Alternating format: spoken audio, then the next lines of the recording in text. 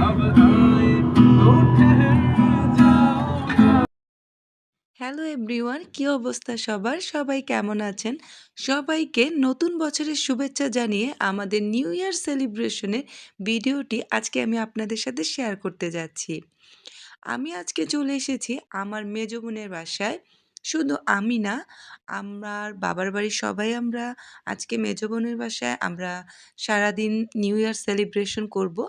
তো সেই new year সেলিব্রেশনের জন্য আমরা ২০২৩-এর লাস্ট দিনটা মানে 31st ডিসেম্বর যেটা দুপুর থেকেই খাওয়া-দাওয়ার আয়োজন করছি। তো মেজো আপার বাগানেই রান্নাবান্না হচ্ছে। আব্বা রান্না করছে। আর বড় আপা, মেজো আপা আ আব্বাকে কাজে সাহায্য করছে। আর আমি একটু লেটেই আসছি। আমি অবশ্য বরাবরই লেট।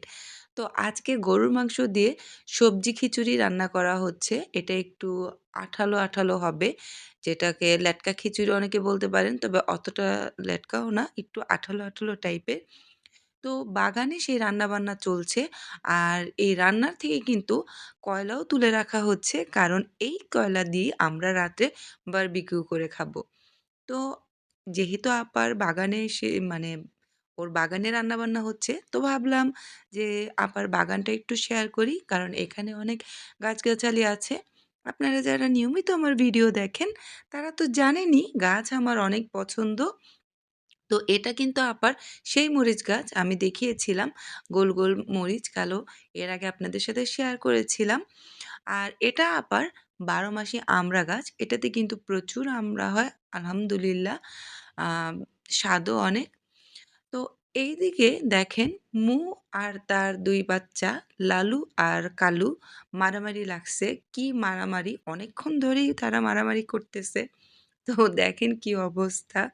তো তারাও আমাদের সাথে বাগানে পিকনিক করতেছে। যদিও তারা এগুলা খায় না। তারা একটু ভিআইপি টাইপের বিল্লু। বিশাল এক পাতিল খিচুড়ি রান্না করা হয়েছে। আমরা মানুষও অনেক, প্রায় ২০-২৫ জন খাবো।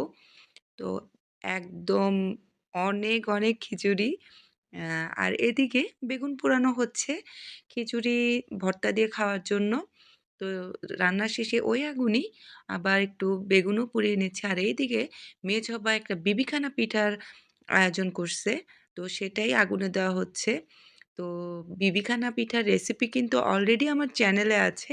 তাই আর আমি পুরো রেসিপিটা আজকে আর শেয়ার করলাম না। নিচে তো রান্নাবান্না প্রায় শেষ। উপরে চলে এসেছি প্রায় সবাই। আ এসে দেখলাম আপা বারান্দায় খুব সুন্দর ফুল গাছ লাগিয়েছে। দেখতে খুব ভাল লাগতেছিল। তো এবার খাবারের পালা।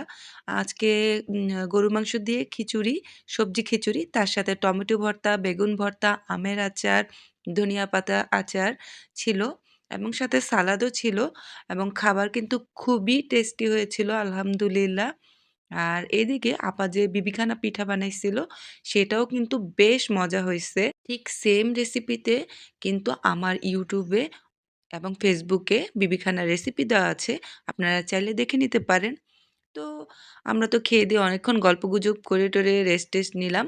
তো সন্ধ্যার পরে এই তো বারবিকিউর জন্য আ চিকেন অলরেডি সকালেই তৈরি করে রেখেছিল। যদিও ভিডিওতে একদম কালারটা আসতেছে না। আ কারণ আপার বাসায় একটু লাইটের স্বল্পতা ছিল। তাই অরিজিনাল কালারটা দেখা যাচ্ছে না। তো বারবিকিউর জন্য মুরগি-টুরগি কিন্তু রেডি। তো আমরা আবার সন্ধ্যার পর বাগানে চলে এসেছিলাম এবং যেই শিকটাতে মুরগিগুলো পুরানো হবে সেটাতে একটু ঘি ব্রাশ করে আপা মুরগিগুলো দিয়ে দিচ্ছিল। আর আমরা কিন্তু খুব মজা করছি। কারণ যেহেতু 31st নাইট এদিকে মুরগি পোড়ানো হচ্ছে, এদিকে আ এখানে রুটি বেলা হচ্ছে যেটাকে নান রুটি তৈরি করবে আপা। আর এইদিকে আমার ভাতিজা তো চরম দুষ্টামি করতেছে। আজকে তারই 31st নাইট। উপরে অনেকগুলো হঠাৎ করে গেস্ট চলে আসছে, তাদেরও আপ্যায়ন করা হচ্ছে। আর আমরা বাগানে কিন্তু গানেরও ব্যবস্থা করেছি এবং আমার ভাগিনা আজকে আমার ক্যামেরায় আসতে চাইলো। ওরা সাধারণত কখনোই আমার ক্যামেরায় আসে না। আজকে গান গাইতে চাইলো। তো যেহেতু আসতে চাইছে আমি ওদের গানগুলো স্মৃতি হিসেবে আমার ভিডিওতে রেখে দিব। আশা করি ওদের গানগুলো আপনাদেরও ভালো লাগবে। আমার তো অনেক ভালো লেগেছিল। जाओ ना और पूछो ना जरा मेरे दिल के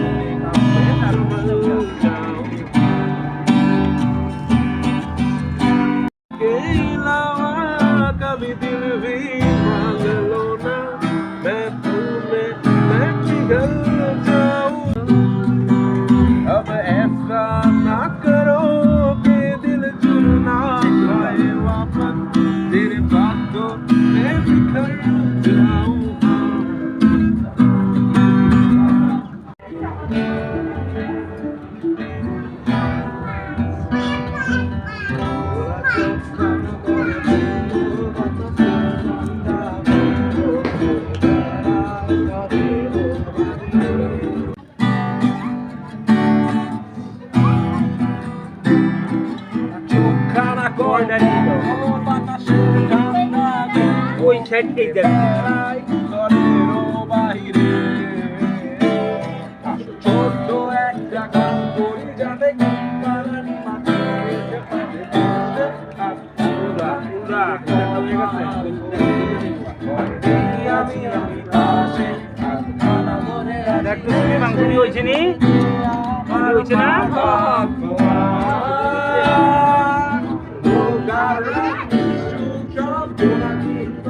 আজও জেগে আছে হয়তো অপেক্ষা আজ রেখে হাত রেখে ঘুরি বসে অপেক্ষা হয়ে গেছে গা সকাল আয় ঘুম বন্ধে তার সারা কপালে। তো আমি স্মৃতি হিসেবে আমার ভাগিনাদের গাওয়া গানগুলো আমার ভিডিওতে রেখে দিলাম। জানি না ওরা আর কখনো আমার ক্যামেরার সামনে আসবে নাকি, তাই রেখে দিলাম। আর এইদিকে এই তো বারবিকিউ হচ্ছে, উপরে গেস্টদের জন্য টেবিল সাজানো হয়েছিল। আর আমি খাবারের সময় সেভাবে ভিডিও করা হয়নি, কারণ আপনাদের ভাইয়া ওর কাজ ছিল, পুরান ঢাকায় গিয়েছিল।